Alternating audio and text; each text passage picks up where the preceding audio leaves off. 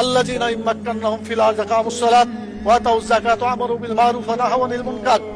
যারা রাষ্ট্র ক্ষমতা পাবে তারা দেশে নামাজ চালু করে মানুষের চরিত্র ভালো করে দেবে এবং যাকাত চালু করে মানুষের ক্ষুধা দারিদ্র বেকারত্ব দেশ থেকে তারা বিতাড়িত করবে।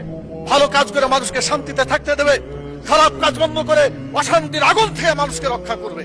কিন্তু দুর্ভাগ্য, আওয়ামী লীগ এসেছে 6 বার, বিএনপি 5 বার, জাতীয় পার্টি 2 বার, এতগুলো সরকার এসেছে, জাতীয় সংসদে কোরআনের একটি আইনও চালু করে নাই। মাননীয় স্পিকার, সবচাইতে লজ্জা, সবচাইতে দুঃখজনক কথা হলো এটা।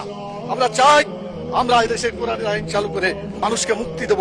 আমি মাননীয় প্রধানমন্ত্রীকে বলবো, আপনাকেও জিজ্ঞাসা করা হবে, আমাকেও করা হবে, বাংলাদেশে কেন নামাজ চালু করা হলো না, কেন যাকাত চালু করে ক্ষুধা দারিদ্র বেকারত্ব দেশ থেকে দূর করা হলো না, কেন ভালো কাজ চালু করে মানুষকে শান্তিতে থাকতে দেওয়া হলো না, কেন খারাপ কাজগুলো বন্ধ করে অশান্তি থেকে মানুষকে রক্ষা করা হলো না।